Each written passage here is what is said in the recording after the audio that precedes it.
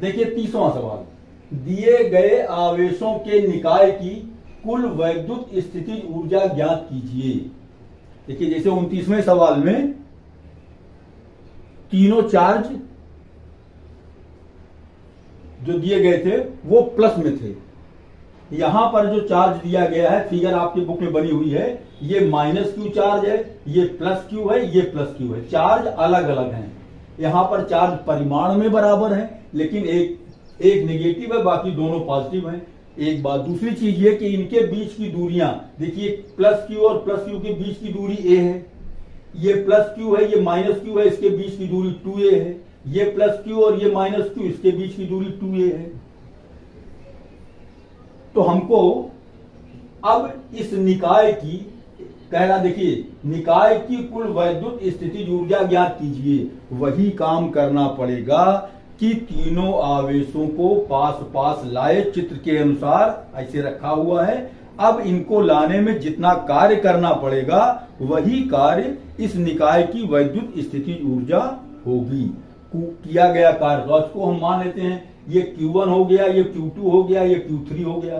किसी को भी मान सकते हैं, इसको Q1 मान ले, इसको Q2 मान ले, इसको Q3 मान ले, इसको Q1 मान ले, इसको Q2 मान ले, इसको Q3 मान ले, किसी को भी मान सकते हैं। हमने मान लिया कि देखिए Q1 बराबर माइनस Q, इसको हमने Q1 मान लिया। Q2 बराबर क्या है, plus Q, Q3 is equal to, ये भी प्लस Q। देखिए ये हमने तीनों चार्ज Q1, Q2, Q3 मान लिया। अब इनके बीच की दूरियां Q1 और Q2, ये जब दूरियां हम लिखेंगे तो ये ध्यान रखना पड़ेगा कि हमने जिसको लिया है उनके बीच की दूरी ले लेंगे। अब हम सीधे सीधे इसको देखिए सॉल्व करेंगे, बिल्कुल जैसे 29वां सवाल लगा था वैसे ये भी है। सवाल लगाने की टेक्निक आप सीखिए, सवाल कैसे लगाया जाता है। जो लगा दिया गया इसको उतारने की जरूरत नहीं है। सवाल को ये जिस तरीके से लगाया गया, इस ढंग से लगाया क्यों गया है, ये सीखना है आपको, तभी आप सवाल, दूसरा सवाल अपने मन से आप लगा पाएंगे। सवाल में उसने पूछा, देखिए पिछले सवाल में उसने कहा था कि किया गया कार्य ज्ञात कीजिए, तो हमने लिखा था किया गया कार्य बराबर। अब कि उसने कह दिया है निकाय की कुल वैद्युत स्थिति ऊर्जा ज्ञात कीजिए, तो हम लिखेंगे निकाय की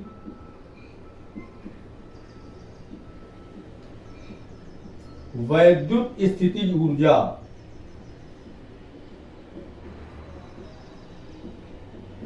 वैद्युत स्थिति ऊर्जा क्या होगी, U बराबर 1/4 पाई एप्सिलॉन 0 Q1 Q2 अपान R12 plus 1/4 pi epsilon 0 Q2 Q3 अपान R23 plus 1/4 pi epsilon 0 Q3 Q1 अपान R31। अब देखिए सीधे सीधे बिल्कुल वही 1/4 पाई एप्सिलॉन 0 तीनों में कॉमन है। U बराबर 1/4 पाई एप्सिलॉन 0 कॉमन है। Q1 Q2 का मान रख दें, Q1 और Q2 का मान क्या है, माइनस Q प्लस Q, तो इसको हम लिखेंगे माइनस Q इंटू Q अपान R1। इन Q1 और Q2 के बीच की दूरियां माइनस Q और प्लस Q, माइनस Q और ये प्लस Q के बीच की दूरी कितनी है, 2a, तो यहां पर दूरी लिखी जाएगी 2a plus Q2 Q3 plus Q और प्लस Q, Q2 का मान प्लस Q, Q3 का मान प्लस Q, तो plus Q into Q, Q into Q अपान Q और Q के बीच की दूरी कितनी है, a लिख दिया हमने, प्लस Q3 Q1, Q3 का मान प्लस Q, Q1 का मान माइनस Q, तो plus Q minus Q, plus Q into minus Q upon इनके बीच की दूरी Q1 और Q3 plus Q minus Q 2a हो गया। अब देखिए 1/4πε0 ऐसे ही लिखा रहेगा। माइनस क्यू का प्लस क्यू से करेंगे तो आएगा minus Q² upon 2a plus Q² upon a। इस माइनस से ये प्लस क्या होगा, माइनस हो जाएगा, माइनस Q² अपॉन 2a। देखिए ये माइनस Q² अपॉन 2a है और ये मेरी माइनस Q² अपॉन 2a है। या चलिए एलसीएम ले लीजिए, चाहे ऐसे जोड़ लीजिए, अब जोड़ना ही तो है इनको। एलसीएम इसका हो जाएगा 2a से 2a कैंसिल हो जाएगा, आएगा माइनस Q² प्लस a से a कैंसिल हो जाएगा, 2 बचेगा, 2 का इससे मल्टीप्लीकेशन होगा तो ये 2Q² माइनस 2a से 2a कैंसिल हो जाएगा, माइनस Q²। देखिए ये तो बड़ा इंटरेस्टिंग सवाल हो गया। ये सवाल आपका, ये Q² माइनस में है, ये Q² माइनस में है, तो ये हो जाएगा minus 2Q² plus 2Q² upon 2a। ये 2Q² प्लस माइनस कैंसिल हो जाएगा, ये आ गया 0 अपॉन 2, ये पूरा 0 हो जाएगा। और जब इसका हम 1/4πε0 से मल्टीप्लीकेशन होगा, इसका गुणा करेंगे तो ये पूरा 0 हो जाएगा। ये 1/4πε0 और ये क्या आएगा 0 अपॉन 2a, या इसको हम लिख सकते हैं 1/4πε0 इंटू 0। ये आंसर इसका 0 आएगा भाई। इस निकाय की वैद्युत स्थिति ऊर्जा 0 होगी। इंटरेस्टिंग सवाल है ये, और देखिए बोर्ड में पूछा भी जा सकता है सवाल, तो आप सवाल को देखिए, सब समझ के लगाइए, बिल्कुल उतारने की जरूरत नहीं है। सवाल को किस ढंग से हमने लगाया है और ऐसा क्यों लगाया है। फिर कोई चीज अगर आपकी समझ में नहीं आती है तो आप कमेंट बॉक्स में लिखिए, हम उसको फिर दोबारा क्लियर करेंगे, लेकिन समझ के लगाइए। एक सवाल 2 सवाल अगर आपने समझ के लगा लिए तो अब ये चार्जेस चाहे जितने अलग अलग दिए गए हों, दूरियां इनके बीच की चाहे जितनी अलग अलग दी गई हों, सारे सवाल आप लगा लेंगे। आपको फार्मूला मालूम है कि कैसे लगाया जाएगा। बस देखिए 31वां सवाल, विभव मापी के 10 मीटर लंबे तार के सिरों के बीच 1 वोल्ट का विभवांतर लगाया जाता है। तार में विभव प्रवणता ज्ञात कीजिए। देखिए 10 मीटर लंबा तार है, विभव मापी में 10 विभव मापी में हो चाहे जहां हो, इससे हमसे मतलब नहीं है। मतलब हमसे इतना है कि 10 मीटर लंबा तार है, उसके सिरों के बीच 1 वोल्ट का विभवांतर लगाया जाता है। ये हमारा 10 मीटर लंबा तार हो गया।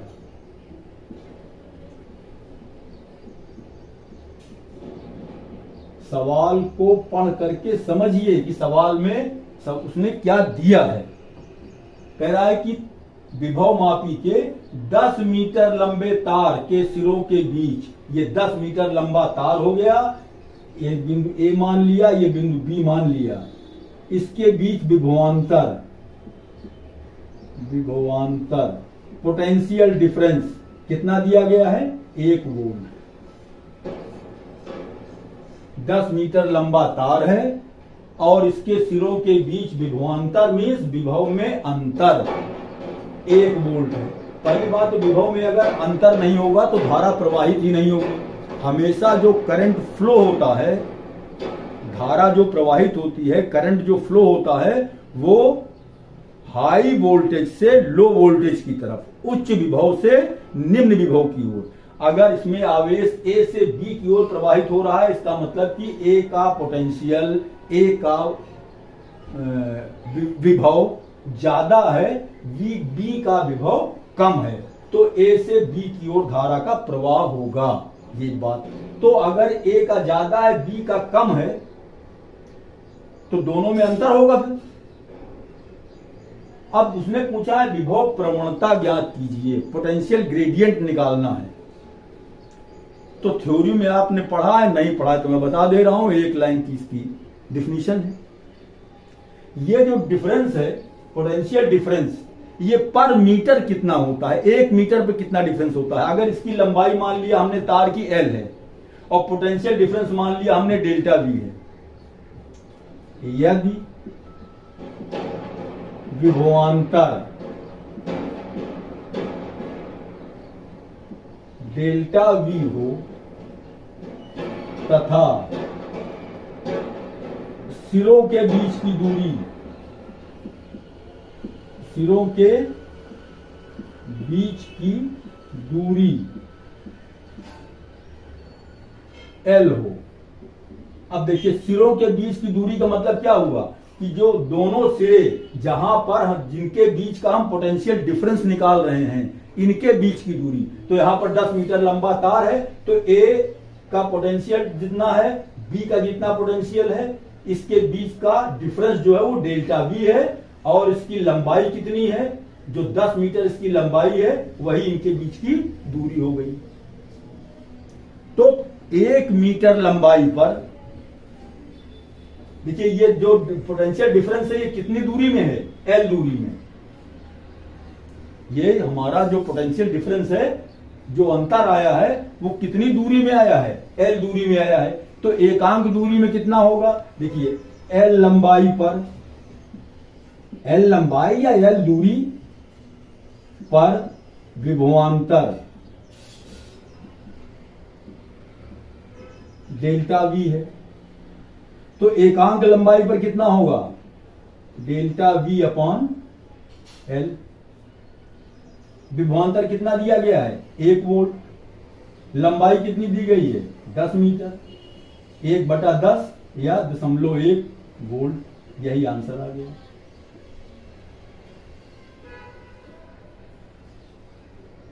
विभव प्रवणता, देखिए A से B की तरफ चलेंगे तो पोटेंशियल धीरे धीरे कम होता जाएगा।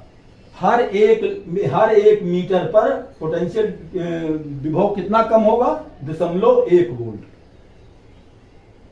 बस ये समझना है आपको। तो ये तो बहुत आसान सवाल हो गया। विभव मापी का 10 मीटर लंबा तार है, L का मान हो गया, L मान लो, उसको D मान लो, डेल्टा X मान लो, जिस तरीके से आपकी बुक में दिया गया हो, फर्क कुछ नहीं पड़ता है। लंबा डेल्टा X लंबाई पर विभवांतर कितना है, इसको ऐसे भी हम कह सकते हैं, देखिए सॉल्यूशन में डेल्टा X लंबाई या दूरी पर विभवांतर डेल्टा V हो तब विभव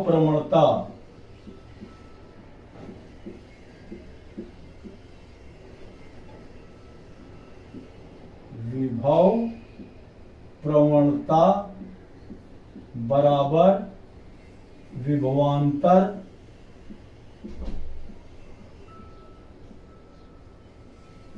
बटा दूरी। विभवांतर हो गया 1 वोल्ट, दूरी हो गई 10 मीटर लंबा तार है या 0.1। अब इसका मात्रक क्या होगा, देखिए विभवांतर का मात्रक क्या होगा, वोल्ट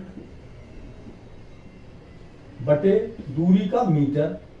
ये आपका जो आंसर आएगा इसका 0.1 वोल्ट, ये जो आया आपका, ये क्या होगा, इतने वोल्ट पर मीटर, ये आंसर होगा। यूनिट इसकी होगी वोल्ट प्रति मीटर। ये हमने समझाने के लिए थोड़ा थ्योरी बता दिया विभवांतर की।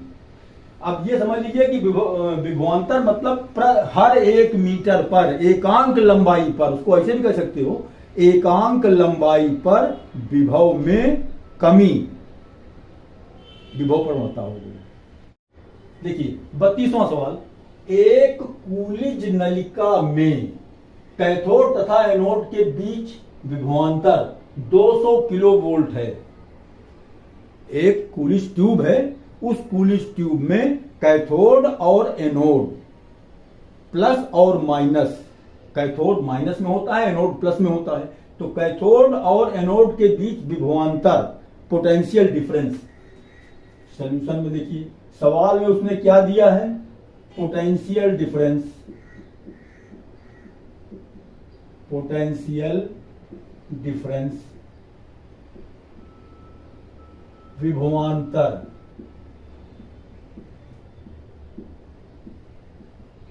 $200 किलो वोल्ट, इसको हम वोल्ट में कन्वर्ट कर लें तो 200 गुणे 1000 से गुणा कर देंगे इसको हम।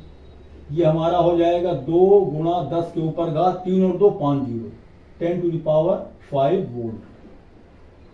ये जो 200 किलो वोल्ट दिया गया था उसको हमने वोल्ट में कन्वर्ट कर दिया है। अब ये विभवांतर है, पोटेंशियल डिफरेंस है, और उनके बीच की दूरी 20 सेंटीमीटर है। बीच की दूरी चाहे d से लिखो 20 सेंटीमीटर, चाहे r से लिखो, कोई फर्क नहीं पड़ता, x से लिखो 20 सेंटीमीटर, या इसको हम कहेंगे 20 गुणा 10 के ऊपर घात -2 मीटर। हमने इसको इसी समय सीधे सीधे मीटर में कन्वर्ट कर दिया। अब देखिए, ये हमारा मान लीजिए कैथोड हो गया, ये हमारा हो गया एनोड, ये कैथोड है, ये एनोड है। इनके बीच विभवांतर हमको मालूम है, डेल्टा V बराबर कितना है, 2 × 10⁵ वोल्ट, और इनके बीच की दूरी कितनी है, 2 × 10⁻20 × 10⁻20 सेंटीमीटर है, तो -2 मीटर। ये इनके बीच की दूरी हो गई। तो कह रहा है कि इसके बीच में कितना वैद्युत क्षेत्र उत्पन्न होगा, हमको E का मान निकालना है, वैद्युत क्षेत्र की तीव्रता निकालनी है। देखिए, ये फिगर वगैरह जो मैं बना देता हूं, इससे थोड़ा सा दिमाग में एक बात क्लियर हो जाती है कि सवाल में क्या दिया गया है और क्या पूछा गया है। सवाल को जब तक समझेंगे नहीं आप लोग, तब तक सवाल खुद नहीं लगा पाएंगे। कैथोड और एनोड, अरे वो कूलिश ट्यूब हो चाहे जहां हो, एनोड और कैथोड, कैथोड और एनोड के बीच का पोटेंशियल डिफरेंस दिया गया है, डेल्टा V का मान दिया गया है, विभवांतर दिया गया है। ये समझ में आ गया हमको, दो बिंदुओं के बीच का विभवांतर हो गया। उन दोनों बिंदुओं के बीच की दूरी हमको मालूम है 20 सेंटीमीटर।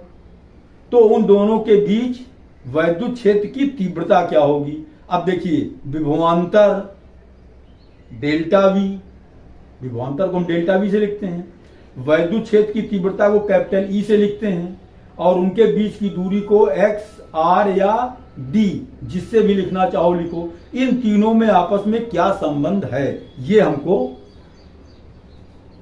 पता होना चाहिए। अगर ये पता लग जाए तो वैद्युत क्षेत्र की तीव्रता निकल आएगी। अब देखिए, विभवांतर होता क्या है, समझ लीजिए इसको, आपको लगाना नहीं, मैं समझा रहा हूं इसको। विभवांतर बराबर होता है W/Q, W/Q। विभवांतर मतलब क्या हुआ, किसी वैद्युत क्षेत्र में दो बिंदु हैं, तो Q आवेश को एक बिंदु से दूसरे बिंदु तक ले जाने में जितना कार्य किया W, और वो जो आवेश था जिसको हम ले गए थे एक बिंदु से दूसरे बिंदु तक, इन दोनों का अनुपात बीच का विभवांतर होगा। अब W को हम क्या लिख सकते हैं, कार्य होता है बल गुणे विस्थापन, F × D, F × D। Work W = क्या होगा, कार्य बराबर बल गुणे विस्थापन। बल को हमने F से लिख दिया, विस्थापन बीच की दूरी उनके D / Q। अब बताइए F/Q क्या है। F/Q वैद्युत क्षेत्र की तीव्रता किसे कहते हैं, एकांक आवेश पर लगने वाला बल। अब देखिए, डिफिनीशन तो समझाने के लिए कहना पड़ेगा कि कोई एक चार्ज है जिसकी वजह से इलेक्ट्रिक फील्ड डेवलप हुई है, वैद्युत क्षेत्र उत्पन्न हुआ है। उस वैद्युत क्षेत्र में कोई बिंदु है जहां पर हमको वैद्युत क्षेत्र की तीव्रता निकालना है, तो हम ये कहते हैं कि जिस बिंदु पर वैद्युत क्षेत्र की तीव्रता निकालना है उस बिंदु पर हमने धन परीक्षण आवेश रखा। जिस बिंदु पर तीव्रता निकालनी है उस बिंदु पर हमने क्या रखा, धन परीक्षण आवेश। तो उस पर जितना बल लगता है, बल क्यों लगता है, इसलिए कि एक आवेश पहले से रखा हुआ है जिसकी वजह से इलेक्ट्रिक फील्ड वैद्युत क्षेत्र उत्पन्न हुआ है वो, और जो हमने ये टेस्ट चार्ज रखा, धन परीक्षण आवेश रखा, दोनों के बीच बल लगेगा। तो वो बल और धन परीक्षण आवेश, इन दोनों का जो अनुपात होगा, बल और धन परीक्षण आवेश, बल F और धन परीक्षण आवेश, इन दोनों का जो अनुपात होगा, इसी को हम कहते हैं वैद्युत क्षेत्र की तीव्रता या एकांक आवेश पर लगने वाला बल। तो इसको हम ऐसे भी कह सकते हैं कि Q0 चार्ज पर लगने वाला बल F है, तो एकांक आवेश पर कितना लगेगा, F/Q0। या इसमें Q0 को हम अगर 1 मान लें तो हमारा F बराबर ही हो जाएगा, F बराबर E। जैसे भी इसको समझना चाहो भाई, Q0 हमने क्या कर दिया, 1 कर दिया, मतलब एकांक आवेश हो गया। अब एकांक आवेश पर जितना बल लगेगा F, वही वैद्युत क्षेत्र की तीव्रता हो गई, F बराबर ही हो जाएगा। Q0 को मान अगर 1 लिख देंगे तो F बराबर क्या होगा, E, F बराबर E। अब वैद्युत क्षेत्र की तीव्रता बल के बराबर हो गई। किस बल के बराबर, जो एकांक आवेश पर लग रहा है, एकांक आवेश पर लगने वाला बल। तो इस तरीके से F/Q क्या होगा, हमारा वैद्युत क्षेत्र की तीव्रता। अब देखिए, ये अगर हमारी वैद्युत क्षेत्र की तीव्रता हो गई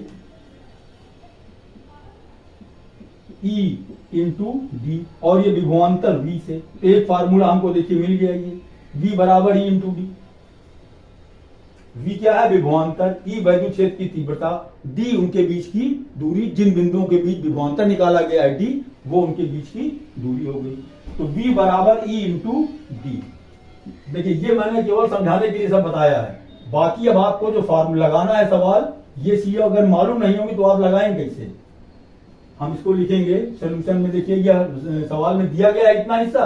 अब हम लिखेंगे विभवांतर, V लिखा हुआ है, तो V बराबर E इंटू डी। विभवांतर कितना है, 200 किलो वोल्ट है, या 200 किलो वोल्ट को हमने कन्वर्ट कर लिया है 2 × 10⁵ वोल्ट में। तो विभवांतर हमारा हो जाएगा 2 × 10⁵। हमको E का मान निकालना है, D का मान दिया गया है, इनके बीच की दूरी 20 × 10⁻²। अब इसको ट्रांसफर करके इस तरफ ले आओ, तो E बराबर क्या हो जाएगा, 2 × 10⁵ बटा 20 × 10⁻²। ये कट जाएगा, देखिए 10 आएगा यहाँ, ये 10⁵ ऊपर हो गया जो लिखा हुआ है, ये 10⁻⁻² ऊपर जाएगा, ये +2 हो जाएगा, इंटू ये 10 जो है जो ऊपर जाएगा तो 10⁻⁻1 हो जाएगा। तो ये कितना होगा, 10⁵ धन 2 ऋण 1 बराबर 10⁵5 2 7 में से घटाएंगे 6, या इसको हम लिख सकते हैं 10 × 10⁵5। वैद्युत क्षेत्र की तीव्रता है, इसका मात्रक क्या होगा, वैद्युत क्षेत्र की तीव्रता, वैद्युत क्षेत्र की तीव्रता है एकांक आवेश पर लगने वाला बल। बल मीन्स न्यूटन बटे कूलाम, न्यूटन प्रति कूलाम। 10 × 10⁵5 न्यूटन प्रति कूलाम वैद्युत क्षेत्र की तीव्रता होगी। ये आपका सवाल हल हो गया। ये देखिए 10 × 10⁵5 न्यूटन प्रति कूलाम, और या इसका मात्रक है, देखिए हम ये भी लिख सकते हैं, E का मान क्या होगा, V/D। इससे देखिए हमारा क्या निकला, ये E बराबर निकला V/D। तो हम कहते हैं वोल्ट पर मीटर भी कह सकते हैं, वोल्ट, इसका मात्रक क्या होगा, वोल्ट बटे D डिस्टेंस है, मीटर। न्यूटन प्रति कूलाम कहो चाहे वोल्ट प्रति मीटर कहो, उससे कोई फर्क नहीं पड़ता है।